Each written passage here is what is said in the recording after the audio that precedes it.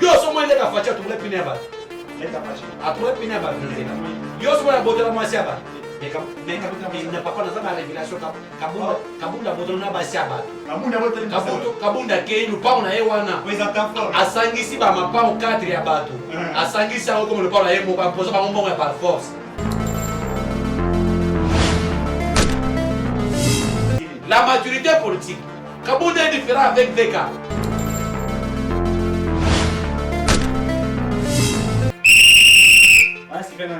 Pierrot Louaka. Rouge. Ata facha sana pouvoir te. À côté de prison. Ça va kabunda balongolaki ba mama ya kananga balongolaki na papa balongolaki na sai katoli ko ba mama. Balaki mabe. Le français de licencié en marketing, Eric Tissoaka. Moi je suis licencié en économie, Eric Tissoa économiste. Mais quand vous sentez les tons de l'économiste, vous savez les agrégats monétaires qui sont là-bas, la croissance économique, une croissance inclusive, les secteurs portés de la croissance. Est-ce que vous avez vu le voir?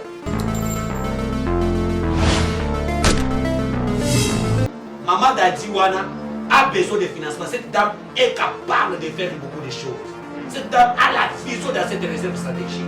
Elle sait comment pour la servir de cette structure.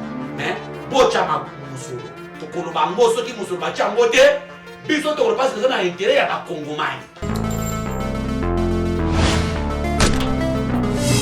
Le premier juillet, le régime a fait c'est qu'il ne sait pas.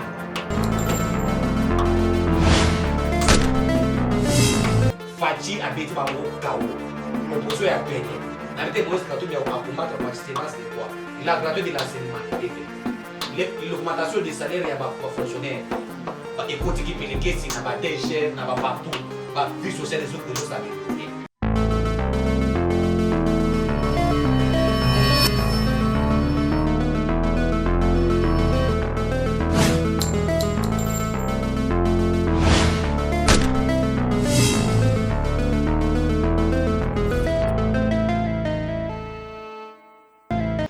Moïse Katumbi, monsieur, dame, azali kobonisa Félix Tshisekedi. Moïse Katumbi a lobby pour une élection machine à voter. Moïse Katumbi a embauché Pierrot Louara pour finir à président Félix Tshisekedi. Remaniement pesa ko sala makalamingité, monsieur, dame. Est-ce que Félix Tshisekedi a retiré Moïse Katumbi de côté? C'est la question que nous nous posons. Et tout ça pour dire tout le monde a un go na misu. Fayoulou monte au créneau pour encore demander na bato na yeba finga Tshisekedi comme d'habitude. Politique na ya Katumbi baza ko sala ndenge moko alliance. Fayoul a commandé Joseph Kabila, yango bakabona na Adolphe Muzito. Fayoul a leki au $20,000. Ba député musu ba lakisi bulletin de paye na bango ba lobi to tikala ko za $20,000. D'où a-t-il tiré ses ressources? Il faut to yeba yango. Il faut to zala informer na yango. Monsieur dame, to kobeta masolo wana lelo. Et c'est ka tozali pour que vous compreniez réellement makambo za botala mutambo la mboka na mboka na biso. Tshisekedi demande aux ambassadeurs congolais bazali na baboka mosusu baluka ba investisseurs. Bato ya position balobi Facha a échoué, investisseur moko a réussi ko benga ye na Congo ça Jean-Claude Van Damme et puis Van Damme kenda zonga isusu. Est-ce que c'est vrai? Fachi balobi aza ko salate. Est-ce que aza ko salate ou aza ko salate? Monsieur dame, je reçois pour vous monsieur Ousmane Moutoum. Yenda zali invité mokula lelo pour découvrir awa.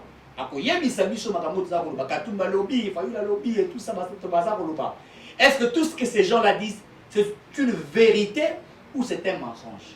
Restez avec nous jusqu'à la fin pour nous découvrir la vérité ensemble avec Ousmane Moutombo. Ousmane Moutombo, Mbote Nabi. Mbote Eric Tissoaka, appelez-vous Mbote, parce que Naïbi que vous avez parmi les journalistes de la nouvelle génération, où il y a la boigna, fierté. Il y a domaine na journaliste beba ba vieux ba baby ça ba Pierrot Louaka ba baby ça na kofinga ba baby ça na lokuta ba vieux nyonso zo mona wana alors que musala ki journaliste ezalaka pona kokosa te journaliste ça quatrième pouvoir ezalaka pona kopesa vérité devant Congomani ba yeba ata ozona kana yo songolo mais kasi tango eza makambo etali mboka pesaka busolo pona ke ba yi Congomani ba yeba kasi ba vieux ba baby ça Finga, Chola, kosa makambo bamonike te kosala ba vie nde pona bango mosala journaliste yango wana kosala ba vie na YouTube bango monike nde mosala journaliste yango wana mais bayebi te que eza capacité intellectuelle c'est le niveau de réflexion eza niveau ya analyse oyo basi bakoma bafana na bandako batala batolanda mutu oyo alobaka bien mais kasi yo balanda tolanda bien afingi donc c'est-à-dire que musala bien afingi bango bayoki bien donc soki mutu asala émission afingi te amoni comme si asala émission talobi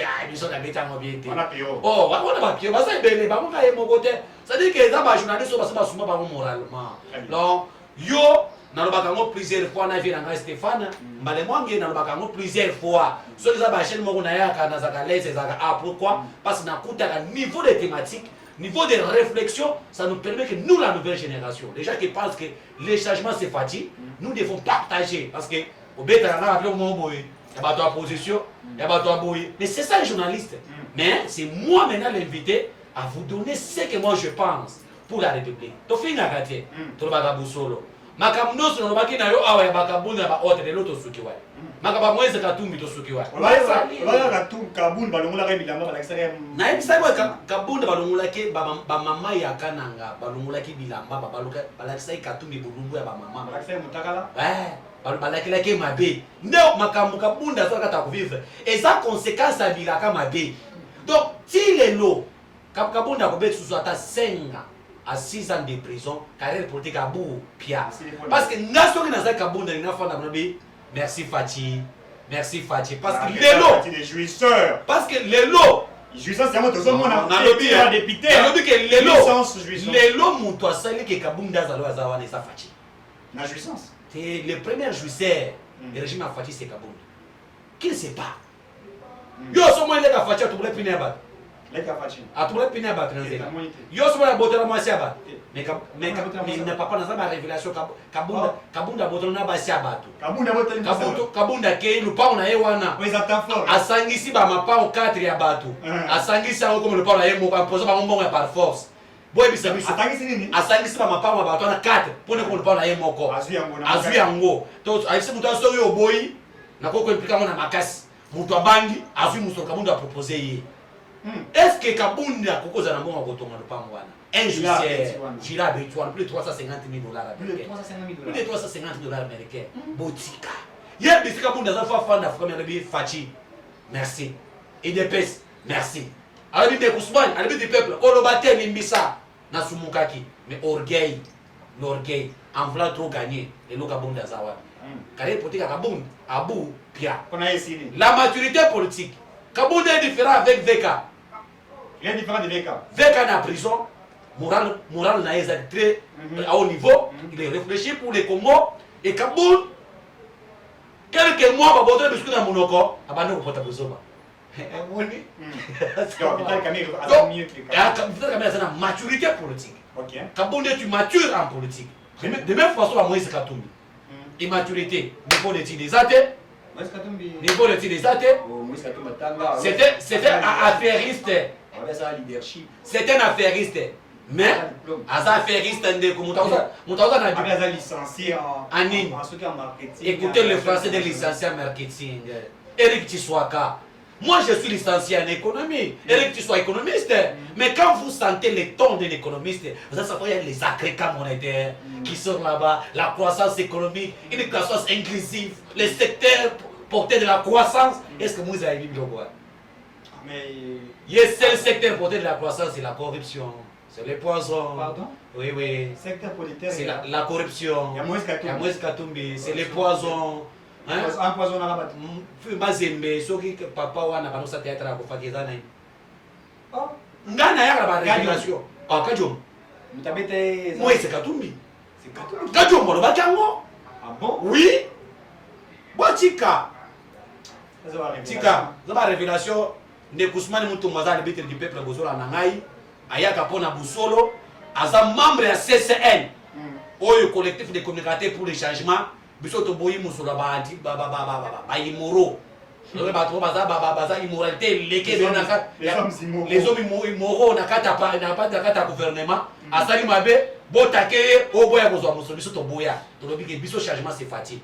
Avec Pati Malanga, Sonia Babeli, Donc, il y a des Congolais qui sont c'est un mati de colo. Parce qu'il y a un travail des jeunes, des nouvelles générations qui pensent que soutenir le chef de l'État, et ça, quand on a qui allait lutter, on se dit qu'on dénoncer à Mabé, qu'on va solo, qu'on va travailler contre la vision du chef de l'État, et puis qu'on va soutenir, on va travailler pour l'intérêt de la population.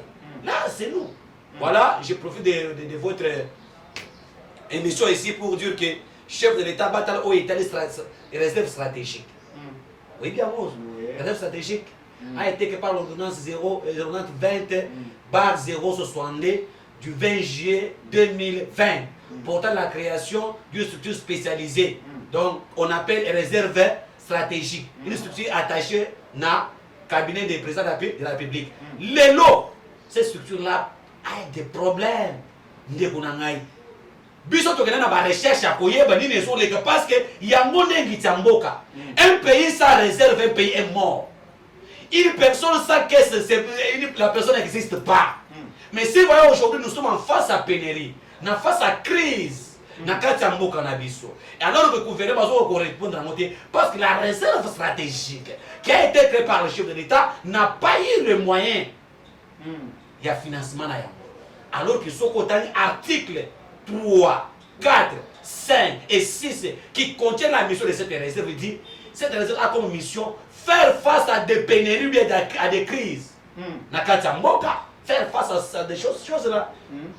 Quand nous avons une catastrophe naturelle, ça doit faire face. Aujourd'hui, tu le dis carburant. Carburant est à Kumata. Ceux qui sont dans la réserve et réserve stratégique, tu peux mettre carburant dans les États-Unis vous dit à la carburant pour fonctionner pendant 100 ans. C'est-à-dire qu'il y a une réserve dans les États-Unis. Mais biso kaka farine ya pamba oyo ça sera réserve te ya pamba réserve exacte ba Thomson oyo ministre de l'économie na betaki ba secteur ya kinda obi ke ça ko aboutir pour nani asaka parna yango ce sont des choses qu'on travaille dans la réserve stratégique alors que toko tonga ba entrepôt toko tia boye toko ma ba produit na biso de première nécessité oyo ko permettre face à la crise.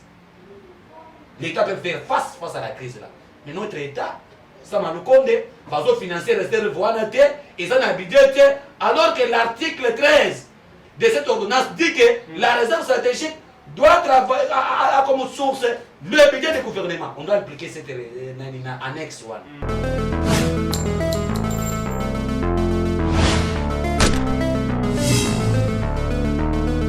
Alors on dit que la réserve stratégique accompagne la vision du chef de l'État, la vision du peuple d'abord. Mais tant que les autres financement, financement est exact. Donc, cette dame pour rencontrer le président de la République, mais cette dame pour rencontrer le président de la République, ils ont un jam. L'amitié à côté du président de la République. Article ordonnance. Et le but c'est que les coordonnateurs des réserves stratégiques est en collaboration avec le chef de l'État pour la politique de son secteur. Très bien. Mais Tozawapi. Ça m'a le compte de Boché Mbomote. Budget à 2021, Boché Bangote, va vivre en Dingeni. Du budget, est-ce que Boling Mboka, Yaman Msim Konzamboka, Maman Dadiwana a besoin de financement. Cette dame est capable de faire beaucoup de choses. Cette dame a la vision de cette réserve stratégique. Elle sait comment pour la survie de cette structure. Mais, Bochama Moussolo, Tokolo Bangoso qui Moussolo Bachangote, Biso Tokolo parce que ça a intérêt à la Congomai. Parce que les Lolipe Mati, au Ukraine. Caribira et Mati, au Ukraine. Moussolo Moussou, c'est comme maintenant Dakar, Tokoloba, au Ukraine. Alors que nous avons des structures appropriées qui peuvent faire des réserves au cas où il y a une crise. Ces structures, l'État peut faire face soit na crise. Donc, c'est ce que Zamboka, dans le cas où Ousmane Moutoumba, le du peuple, Talama Kambo est des réserves stratégiques malamu, que base au financement, ok, Moka et que les bossos te répondent à la vision et le peuple d'abord. Très bien, te répondre à la vision du peuple d'abord. Bonne chose. On a une introduction que Moïse Katumbi a boyi machine à voter. Moïse Katumbi a lobby par aucune élection machine à voter. Et puis, à Zoban, l'élection déjà, nous sommes à la tricher bien avant. Mais Tshisekedi est en train de jouer un mauvais jeu. Oui, bien, opposition a pété. Nayebi ça qui a plus de fois que Moïse Katumbi n'est pas sincère. avec Félix Tshisekedi. Et ça qui ont découvert que tu sois. Vous avez une image, tout quoi. On va le but du peuple Ousmane Mutombo. Alors, que Moïse Katumbi n'est pas sincère. Et ça qui ont. Gouvernement est le sacré au Mélagi Ponani. Parce que après avoir connu Sama Lukonde, Moïse Katumbi a yakina Moussoro na Kishasa. Ayakina Moussoro, ayebisa Sama Lukonde ke bakofuta wa combien? Abeti kaliki Zwambo bakofuta yo wana yango yo démissionner na gouvernement wana pour que tous soient retard. Ya kusala ni, ya kusala gouvernement mikolo eleka. Sama Lukonde alobaki te. Ngai nazona pona ko servir ba Kongomani soki nazo okazo na vie na ngai pona ko servir mboka na nga na kola na musolo te eloko ezali que Jean-Pierre même na Moïse Katumbi baswana babebana eza eloko wana ya solo wana oui révélation ya mwanda wa ekotinda ba na ye début ya gouvernement Sama Lukonde nani azala problème oh 3 ministres oh 4 ministres nani Moïse Katumbi. Est-ce que ça dit sincère? Mais pratiquement sur les 5 ministres. Azo ba ministre. Et c'est parmi ba ministre de ba ministre mo baba ye pour ba buma. Donc le ministre ya entrepreneuriat. Azara Katumbi. Azara Katumbi ça ni. Mais entrepreneuriat tout le monde. Azara kanini. Ba ye bisi ba ngo ke bino bokende bo combattre le régime en état être à l'intérieur. Ngo ba zo kumba, ba zo bebisa vision chef d'état na kati. Koto yo apesi ba Pierrot Lwaka Mbongo. Bo fina ka pebi na sasa libanda. Le Pérou ça na Zambie. Mais grâce à Mbongo ya Moïse Katumbi. Moïse Katumbi mtati. Nga na peso révélation. Pierrot akimaki nini? Sika na ebisa yo. Très bien. Na lo na chana siffler. Ya rouge. Wana siffler non ya rouge. Pierrot Lwaka. Azu ya rouge. Rouge. Ya azu chanter pour ani. Ata facha sana pouvoir te. A kota prison. Tebi pona ni? Ata facha na prison te. So te Pierrot Lwaka akimaki mboke sama kamwa fachi te. Na 15 révélation. Na kwa vidéo. Pierrot Lwaka azalaka na mwana semeki na ye. Leki ya mwasi na ina ndako. Mwasi na ye leki ya mwasi azalaka na ndako wana abanda ko violer ye. Pardon? Tam Pierrot Lwaka abanda ko violer leki ya mwasi na ye. Pierrot Lwaka azo violer leki ya mwasi ko bisepe mwasi na kati ya ndako. Leki ya mwasi na ye. Leki ya mwasi tango yebani. Ba komi ko ba justice ko ba na justice. Mukolo oyo akimaki mboka. Mukolo justice ndio sana mandat de comparaison. Ndenge basali ni akimi. Mais lokola bete ndo ya bozoba wana. Allez, bazue lokola ba mai yango na biloko afika chef de l'état ya mwana akimi. Donc Pierrot a allé excusez-moi, ça peut choquer les gens. On est couché na leki ya mwasi na inanda. Oui, a violé ye. A violé ye. Tant famille ba mwasi ba yebi, ba ko cha pression, ba foni na justice. Nde Pierrot ko ki mamboka parce que ba yeke akobeta 20 ans. Akimi na Zambia ba nso ko ke akimi suma. Wala makamba fachi. Ya mwana ta soki azongi fachi azati ausala ni. Akokana. OK. Oui. Ce que tala ba toi Moïse Katumbi akolabora na ba mo ba violer. Katumbi akolabora. Akola ba violer. Ba tout mo ba za compétence mo côté. Ya mwana moni Olivier Kamita to akomi porter la mallette ya Katumbi. Sinon swana eza kozanga ko. Ba Francis Kalombo. Ah, vient ngana za na respect envers Makasi. Vie Katumbi aliba bu mai avia wangana le bikite je ne t'ai pas empoisonné. Mais so taka santé à vie. Tchacho ngana yebi. Francis Kalombo. Mwende la ba. Ne santé wana za mote. Ah, wana za vie na wana robingi santé. Tala ba kubusa za na bango. Ba muke bai. Ba to finga ka ba to be na koso minu. Abaka na koso minu. Na koso yo minu na loboko wana koyoka. Ayi sa ki safu na koso he minu. Donc ozoka ba to mo boy ba na raisonnement moko boy bien te. Ya wana moni que c'est des faux fiants. Ouais. Aujourd'hui Fati n'a pas un opposant. Moïse Katumbi n'est pas un modèle. Moïse Katumbi a géré les Katanga dans la mafia. Et ceux qui Katumbi a géré Katanga bien, mais le Makamusha Kabola Zosa la Messana Kamote, mais le Makamufifi Masuka, l'enfant des bâtisseurs, Azotonga. Mais Moïse a salaki nini? Est-ce que ceux qui Moïse a géré bien? Est-ce que Fifi Masuka a géré Mozo Salawa? Jamais. Ça c'est une vérité. Et ça qu'on a dit ça y est que Fifi Masuka aéroport à Uti Kotonga et s'il n'a noté, alors même que Fatia voya ko. Et ça là qui c'est que Moïse Katumbi na Lubumbashi ezaki azaki na COP. Ya côté que ba minéré. Ya kubumba société ya de ce côté que ba cuivre. Alors bien que pour un Congolais avoir 60 millions c'est quoi? Lui 60 millions c'est quoi? Là ba zo ba ngote. Et qu'est-ce que l'homme paraît peut-être un chef de l'État? Très bien. Fati abeti bango KO. Opposition ya pété. Na été Moïse Katumbi à combattre Fati c'est base de quoi? La gratuité de l'enseignement effectif. l'augmentation des salaires il y a des fonctionnaires et côté qui peut les caisses n'a pas DG n'a pas partout bah vie sociale des autres s'améliorer au ce monde ce qu'on ne peut pas ni oh my depuis Kassabou Babanda Fatio le premier président de la République il y a pour ça ici et à dos depuis Kassabou le premier Lemba Yimo 15 quartiers plus de 4 millions parce que 15 quartiers bah c'est là donc Fatio avait allé siffler bah bête à mabo beaucoup en tombolo félicitations biso bana chango to pesio félicitations mon quoi soit vous mais là ingeta c'est ça énorme un chef qui répond à besoin à Bakongomani Fatio c'est la poste que yo que ne moïse au belité Fatio c'est la poste que Bakongomani va comprendre bisika quoi que ça là pendant tous les années aucun président n'a construit aucun ici du tout soko eba kango comme là on a commentaire na yo aucun président depuis l'indépendance n'a jamais construit une usine d'eau potable pour les Congolais. Fatih est le premier président de la République. Il y a construit une usine d'eau potable pour plus de 4 millions d'habitants. Bazo Amai. Vous comprenez de mon côté. Yo so betri ba bo ba bagete ke okomi muta Fatih. Il y a une machine à voter. Stade privé. Qui va s'amali ba boma qui va s'amali ba pour ton stade privé pour ba match mususu. Tala ba étranger. Katumbi za étranger. Ousmane Mutombo est de père et de mère. Mais Katumbi n'est pas ni de père ni de mère. Il y a Nini. Il n'est pas congolais. Il aime sa papa na comme on est. Maman naé. Quand on est dans France, on va et sa mère est zambien, on a et crée un problème. Français quand on a fait ça, maman ya Katumbi za zambien. Oh baba ne ko ça que maman na ya sa mutu akashobo. Mais bon on le classe vient makambu na ensemble blatte. Yango esala ke ka. Esala ke bali ba kuma babu maye. Ingana bondela ke pona vient na oza kuluti na bondela pona yo. Lwa ka dire oza bomo. Alors ba na busolo ke Katumbi maman na za zambien. Hapa na sikwa zani.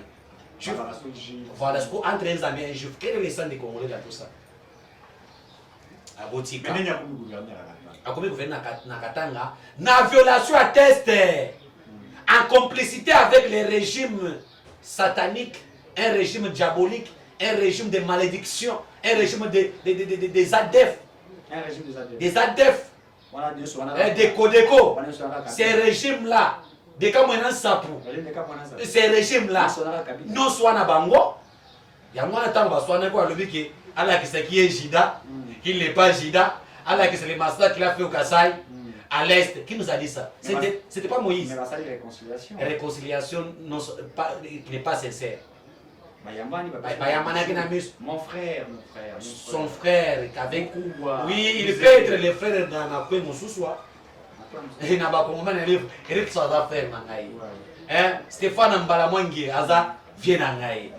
Pasteur Gili aza vient nangai. Ozo monologi Pati Malanga aza vient nangai. Omoni ba vient yangoana. Kongomai. Oya wuti na est. Oya wuti na si. Pati Malanga offre le monde na Israël qui beaucoup ya comme Congolais. Mais alobi qu'est-ce ils sont les Congolais mais la funda pour là, ma machine à voter, c'est faux débat. Et ça, j'ai na bango. Balobaki na 2018 que non machine à voter. Fatia alobi avec machine à voter. Ou sa machine à voter. Tokolonga. Tolonga gete. Nolongi. Et les autres aujourd'hui c'est bango que manga discours. Ya wande monine de kufayulu. Afandi alamoki na tongo pour nous faire effacer la candidate.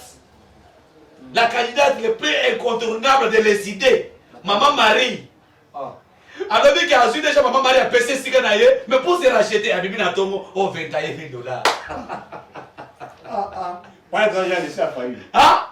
Donc, après si maman Marie. Maman Marie est candidate il y a SID dans 2023 à l'élection. Foyer le PCA. À mon avis, il y a peur de ce qu'on est actualité. Alors, maman, je suis Sigananga. Ndenge Katumbi Nambe Baba PCA. Ah, député à $21 000. Oui, mais de vous faire ça député national. Azana ba député na carte assemblée nationale. Ba pesa ba cotisation ou pas. Ba pesa ka. Mais il peut abandonner ko soit 21 000 wana. Ce qui est la corruption, il peut pas corrompre. Parce que depuis janvier, mais c'est fallu en tant que député national. Azo ba émolument il y a ba Congomais. L'Assemblée nationale. Abandonner ko 21 000 mois de janvier. février, mars, avril, mai, juillet. Azomela, azolia, sko na yebite. Ya mwana ndengine tubiye na musali. Sko après ko zombo suma le pango ko bakete, depuis ça va $21 000. Mais des fois ce que tu le banon parce que pendant tous les années là, tous ces mois passés là, ba député député ya la monga ba pesa gani. Ya ICD. Ba pesa gani. Cotisation na bango non? Ba pesa cotisation en fonction ya ça. Il y a salaire. Maintenant, on a dit qu'on paye sa cotisation qu'on les cas, on a dit qu'on paye ça. Na valeur ya 21 000, va donner ça quand on pour nani. Et à liboso, aba na uzana mbongo wana, azongisa nano, après koloba. Aloba que par ça des aba corruption. 21 000 de corruption. Il peut falloir en tant que député national. On est corrompu. C'est n'importe quoi. La diffamation, des mensonges. C'est un homme qui dort, qui se réveille des mensonges. La diffamation. Hier, les vacances proposent ça. Mais moi j'ai dit aux gens, tranquillisez-vous. Azor na actualité, a effacé maman Marie parce que maman a zoé ma bé. Ba yo ko bunda. Nga effacé maman. Ba bunda maman bali. Ba bunda maman bali. Bon abeti ya beti wana. Via salina de conférence de presse maman Marie a zo PC meeting. Immoralité contre immoralité. Ba zo pesa na meeting. Sko yo ko ko fwana maman Marie ta ya zo te ya yo politique. O perdre le politique na yo. Maman Marie a fa. Azo te fa yo politique. Ba finga ka boy. Yo finga ka mabe. Finga ka ndeboy. Fai la mama Marie, finga ka boy. Finga ka boy, yo finga ka mabe. Mama so a beti bo, et juste que ça est sur les formes de confiance de personne yo finga ka bien te, ngana fingi boy. Ce qu'on fait la monnaie qui a ça sur la case de et c'est que ce que maman Marie a effacé bêta au $21 000 américains. Est-ce qu'il faut nous montrer le billet ma fouta cahier? Mais l'habilité de paiement de tu comment encore c'est pratiquement dans les $11 000, on n'a pas vu $21 000. Et les soit là, dans cette recherche. Très bien. Bayebisinga yeti boy. Article 23 bien 123 de l'Assemblée nationale. Et le billet c'est que ceux qui députés qui vacances parlementaires, ba 3 mois wan. Ba futa ka bango musolo. Ako uzwango ndambo bien ko uzwango tikumba balango. Ya ngozo ko fi 7 000 wana fa 3 et pèse combien? 21 mais ba futi bango 3 mois na bango ko bazaki na vacances parlementaires. C'est ça la révélation. Et puis, le dit que 21 000, on a pas parlé là-bas, il était le mois de janvier. Ils ont quand même mis à l'hôpital, c'est les 3 mois, il y a juillet, août, septembre. Il y a moins de vie que ceux qui sont depuis le mois de janvier, ils arrivent à solo. Pour aller à l'hôpital, à monter, pour l'année. Pour faire le bagage. Ah, le bagage pour l'année. Il y a ça, biloba, le bazar, mon côté, ça, biloba, loba. Crise de légitimité, ça la montée manaï. Crise de légitimité, et ça le problème il m'a dit bakanaï. Ah la crise de légitimité. À beaucoup fera la crise de légitimité dans montée. Ah oui. À la crise de légitimité. On l'a dit pour prophète Baraka Monish. Alors bini. Zamba la kisi. Mandat ya fatie zambi. Bali. Alors monsieur pena mon père on a ça ni. Na bolo. Ça mon ya failli noter. Atikala kwa mwana mandat ya failli noter na zamba la kisaka wote. Alors bini na na temple. Zamba la kisa na temple. Maintenant yo failli mo connaît ça pe kwa la sur na temple. Yo bala kisa yo kaka na maman Marie. Botika distraction. Bakongoma bazana posta ke moki ndeli boso. Bakosi bino balinga mettre le moi mabe mais je comprends. C'est le niveau de la pauvreté. Parce que dans un pays où la pauvreté dans le niveau élevé, on a même haine. Quand on sait qu'il soit à $300, quelqu'un peut te tuer pour ces $300. Parce que le niveau de la pauvreté. N'habiter aux États-Unis, soit on dit que Trump a 25 millions. Américain on n'a pas cité parce que le niveau il y a vie à bateau. Il y a une société de pauvreté. Il y a un Mozamboka. La politique de lutte contre la pauvreté est la mieux assise pour que on va se trouver dans la société. Très bien. La Sénat Assemblée nationale va convoquer M. Fayoulou. À expliquer. À expliquer en gros. Kabunda va dire 27 millions, 7 millions pour le congrès. Bah il s'agit de l'accès prêt. Tire le prêt Bébima. Il y a un sou qui a l'argent qui est dans le budget privé. C'est quoi la question? Alors bah prêt, il y a moins de peut-être 6 ans pour la caro wapi. Carola est abandonnée au pagola. Au pagola wapi. Na makala Carola tisa. Na kosumbele ba pai pai oyetela lokola caro wapi. Na kende kotikele ko na vie pakola kana nzoto. Smart. Non, la vérité, non. N'est-ce pas Kabounda parler Karo? Gana éviter ça. Tala à l'époque. Ça peut me Ousmane est né comme ça. Tala Misapinanga. Et on va pas reza. Mon dos soit parler Karo ba reza.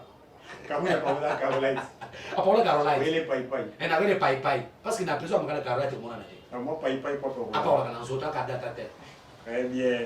Très bien Ousmane Mouto. Messieurs dames, nous sommes avec Ousmane Mouto, l'homme de sifflet, là avec nous ici. Il y a Tamoularan à deux sifflets, il y a jaune, il y a rouge. Soit ici il y a jaune, c'est que match est en haut, par exemple, moins bien. Soit ici il y a rouge, c'est que match est en haut.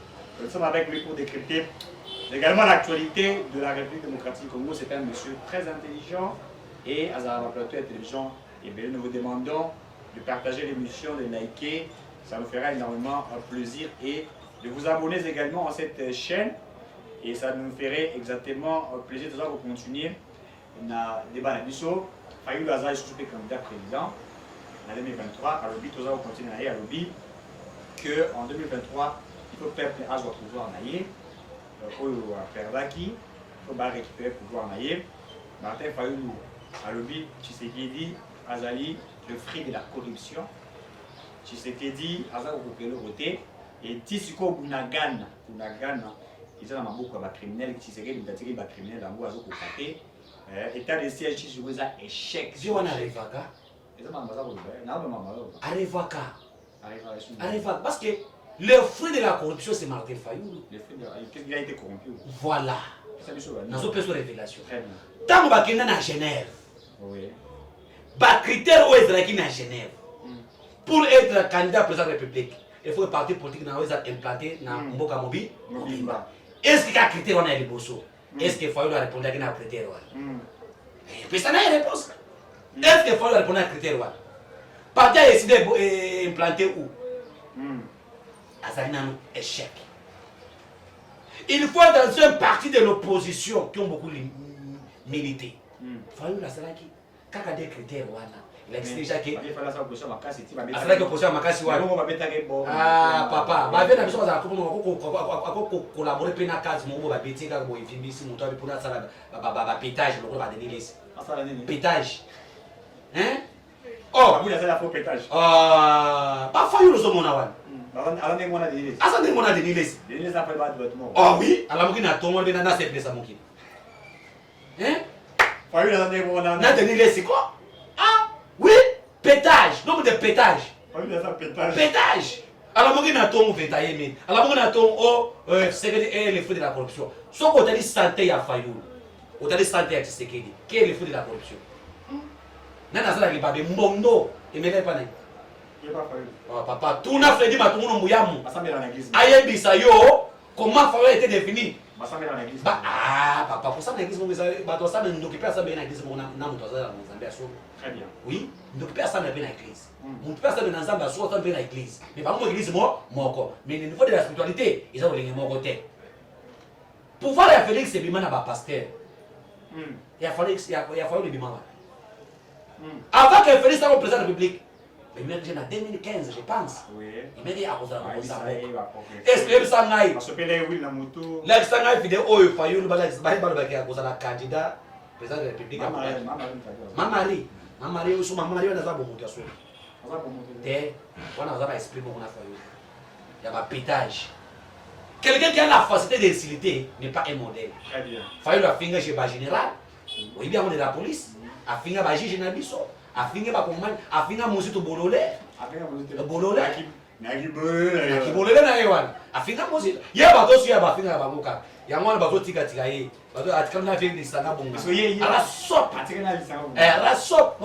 Tamba wela kimbongo ya mashi akadila wana vya abenda sa 50,000 na par na ye. Fale se zongi sana no bongo na zongi sana. E foi lo zongi sana. Osa libete, zongi sa peseng. Ai sana zongi sana. Amwe disanga bonga ya libe tika ndoko wana ndemu sai ko tsondola ba mo mana ma récupérer système. Bawela mbongo. Bawela mbongo. Mais les sangs vont pas zonger le bas, t'aimes ta du sop. Mais viens sur une plaque et Mathieu a zoné le bit du sop. Avec autorité, du sop de la gana balabala. Serge 100 millions, ça je l'avais à quand ça la émission, des Serge. Ça va le mec de ça la bonne chambre, Serge comme une chambre. Ça va être à Kassavou, Serge comme une Kassavou. Hein? Fayulu eza ba force humaine na ko bisaye a postulé en 2023 a tiaka maman Marie wana na candidat na ye na bango na président de la République na code ya ECD pas à côté ya lamuka te code ya ECD parce que lamuka a de famosi to a kozala candidat oyo avant na niveau koleka oyo ya Fayulu soko vu a de famosi to tena Fayulu eza lokola noir et blanc ba kokanité na ebite soki basangana ensemble eza peut-être pour la kimbangi mais na makambo ya moralité makambo ya étude Fayulu akoki kotelema na mupate parce que bisque nous Fayulu dans les cas article bilan négatif président ya Kofin dans l'assemblée provinciale l'assemblée provinciale en 2006 avec Kimbuta Fayulu a mis ça attend doit mon côté et bima zéro bozo mona on a ça modalité dans l'assemblée nationale un député donc on a son produit à produire le monde inactif ça pas sortir de crise on les a plan ils loi il y a la différence entre un plan sorti de crise na ye moko loi exaté est-ce que de Kousma on peut faire 5 ans na parlement sans loi botika ba vie wana ba fanda so nazo pesa conseil a postuler ba passer ba pesa ba message prophétique a postuler ngana bondeli na lali na pongi na loti na te faire la sali crise cardiaque na notaki ma crise cardiaque na lobi message a passer là Dalo. Et puis au Kisama et pas du ou. Donc on appelle ça vous faites attention. Oui pour la nuit. Viens sur les zones de vie, na peut faire ce qu'on appelle simaité. Appelle Oh ça les baptêmes muké. Ça les remati. Oh pour les élections tu as le à partir de l'élection. Oh Félix ça va que carte d'identité. Azo pas carte d'identité. On dit azo dans global sous. Ni il y a moi pétage na pétage. Pétage na pétage. So que a l'ennemi a venu maman Marie beta boinga na kota na kimia. Eh ya mwana na mko veta yeye pétage. On va te laisser péter. Aka ke mawa. Asa ndio sipa usala Kristo na lotakiwa. Donc yeba, on tient la kit ya. Vie wana za parmi bato Orlando alors lobaki. Ngana lotaki pe yango. Mais voilà de pas pasteur. Mais ainsi de l'Éternel. Il va na ngo gabes. Ainsi de l'Éternel. Le baki na ngo.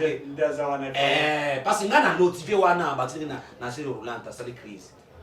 Nde baza wana bazofanda bazoye batokolo ba lisusu nini ba infrastructure fachi béton la gratuit effectif fachi béton kotonga banzela ba aéroport kongo meza na chantier Mbujimayi papa Fifi Masuka papa je suis en train de dire des choses que je vérifie à l'aéroport à Mundeni na papa Maman Maman Fifi Masuka là-bas là-bas tala Maman Fifi Masuka à l'habitude du peuple na lobaka ba action na yo Aleki Katumbi na zo maman na ba action na yo nga na ba action na yo Maman Fifi Masuka na ba immédiat mais na yebi yote o yebi nga ete o ça l'habitude du peuple sema mutombo a défendre ba action na yo très bien mais ndeo yoki na nzela ya Eric Chiswaka to ya ko beta tout mona makamwana a live tango tokozonga to beta mona ba image akamba susana kama minene mwasi moko aleki mibali aleki mibali ko aleki ngubila na ba vérité aleki ngubila so doit Fifi Masuka na Kinshasa bongi oh ata Fifi Masuka yo moi Fifi Masuka ça est parti politique asa ba wodi ngubila mutu fachi beto wana mokonze ngaye on a tout vu wana za makila ya batu ya ndezo tango etelele badoba fachi beto na fachi alobi mutu oyo na pesa ke moko eza fachi te eza ba député provincial kala bato azolobela biso fachi beto gouverneur voilà le roi et kaka akoma lokola vie oyo professeur oyo Kabila Movo Sakani avec pour les raïs on va ramper via le veste to mona ba ndoko na se to ko ramper to obi immoralité ça na mboka oyo na mona ngote mais so ça na mutu wa Fifi Masuka basa la tâche changement ya moki bazo Fifi Masuka ba tina vile osaka Kinshasa bazo changer ngobira batinye na bwende total Fifi Masuka aza bâtisseur donc la chef Oyo Azo assurer la vision à chef de l'État malade. Très bien. Bon, je pense que Bakomomani, tout là, on a vraiment makambo changer. Très bien. Je vois que le réalisateur, nous sommes arrivés déjà pratiquement à combien puisque le temps commence déjà à partir. Dernière thématique, Mouké, Marameta Bunagana, on va toujours insister par rapport à cela. Si c'est quoi, Bana ya Bunagana, Bana classe, ya Bunagana, il reste pratiquement 5 minutes pour que nous finissions. Bana ya Bunagana, aucune classe Ndengeni. Nous avons un chef de l'État qui se bat pour la sécurité à Mboka. Ce qui fatigue, n'a pas été au Rwanda ou à Cresseco, ce qui est à l'ICHT. Pour le bagapé à ta boule, à ta olini moutouté, Kassilina de Oyazana Katakosa. Très bien. Entre Fachi, Nzam, Fayoul, Satan, Bachilinga Batouana, Pona Moutuna pour Mamita O, Napopona Fachi. Yindan Zamba ya Congo. Actuellement. Ce qui entre Satan, Sai Sai, Fayoul, Pona Napopona Sai Sai. Assez que Satan, tu vas dégager assez que ça va. Odi kuza mutu mususu huko muna ngoma kabwa sika na kati ya gestion na ya kusekisa kwa pétage. Mais ndunakana to récupérer. On va récupérer mais quand? Nazo biso déjà que en 2012 M23 zo ndunakana pendant une année et 3 mois. Oui ba kango biso no wote pe bazo. Te to kokutu ba ata ina ba koma ba koma. Autant de pays faillu le Ba koma et ata ina nete. Abi facha ko kate. Te facha zo ko kate les secrétaires qui étaient à l'est des choses ni wana terre. Et là, on politique, nous n'avons pas des hommes d'État, nous avons des affairistes, nous avons déjà des pétages. Déjà des pétages. Il y a la politique. On péter, on péter. On péter, on péter. Il y a un kilo. Charge à Congo. Kilo. Fatia betting à Gisambé. Donc, non soit nécessaire, mais j'assure notre peuple que notre armée est en pleine réforme et je pense que Mounakana, je peux être un prophète. Tu évites aussi ça semaine, le samedi, tu vas récupérer Mounakana. Nous ça si, parce que nous avons des informations. Nous savons que le Rwanda après la pression, il y a les États-Unis, la Russie, la Chine. Hier, plus de 4500 soldats rwandais au Bazana Mounakana va replier Bazouno Rwanda. Là, les informations, frère, on appelle ça. Tu vas commis Kobanga, je pense que la pression diplomatique est vraiment très forte et aussi la pression sur le terrain de la population congolaise et des forces armées congolaises est vraiment très forte. Je pense que cette unité-là, ça doit nous donner des fruits. Où il y a Malam, ok, Mounakana vous a libéré. Merci. Bana Est, nous allons compatir Nabino. Bon, se dire Fachi Béton. Parce que Banzela Moussoussou, on va nous bonsker na Est. Mais si c'est un triangle de la mort. Ça va vous doit ici, hein. Et l'église c'est aussi là. Kaka ilenge, c'est pas ilenge, c'est Mbélé, Mama Poto. Okina na Changwana, Fachi, so koza na ndile brasserie au traverser na Matete. Bache po wana. Soza ndile brasserie au traverser na Matete. Bache po wana na lemba yima bache po wana. Ngo chef d'état kindaki à traverser mo facilement à Matete. Akinzi la ya de la paix, abibi koto. Faut Fachi sali. Kabila sala mote bwana. Kabila tira ko na Congo te. Na Congolais. Bali pétrole. Kabila linga Congo te na Congolais. Yango na moni besika pétrole ezalaki akesumba. Akefandela. Mais Babi il faut ministère wana. Papa l'état. Mais ministre Zoé. Ça m'a bien. Voilà ça débit. Les débits, nous sommes dans le téléphone, les débits. Donc Kabila bon dernier. Moi les débits des événements. Les débits des événements. Baka na motema. Bacha kazak. Bakonager. Na mettre nager. Leo wana zone nager na bango. Voilà. So ngana ni bacha kazak ba se sentir bakoki mamba. Très bien. Zala na mbangwe. Na mbangwe. Pour la Fachi zala na mbangwe. Bakopakata. Nana bapakata te. Mutu akotika type na boulevard grand joueur. Ensuite c'est là ya fleuve. Abo saini. Musa osemake lokola mwasi. Ba lesbienne. Bakobima na kana. Na bango. Très na bango to gérer. Merci monsieur. Mais pour le moment la Kabila comme lokola mwasi mande pour aller permettre pas pour que ce qui n'a péri. C'est pour vivre en il y a des choses qui te ngana motema. De kusoma na beta oui mon en prison. Boseka biso. Tous ces pays ici. Bah. Très bien. Pourquoi tombolo au fingi. Bisika la wezanini. Bon, tout ça la politique. Qu'est-ce que on a fini là? Na le gavé. Oh bah on va se porter. Très bien. Monsieur Da, voilà, nous sommes arrivés pratiquement à la fin de cette émission. J'étais heureux d'avoir reçu pour vous Ousmane Mutombo qui va révélation. Likez, partagez, ça nous ferait plaisir. Merci à vous de nous avoir suivis. Cette émission est terminée et à très bientôt.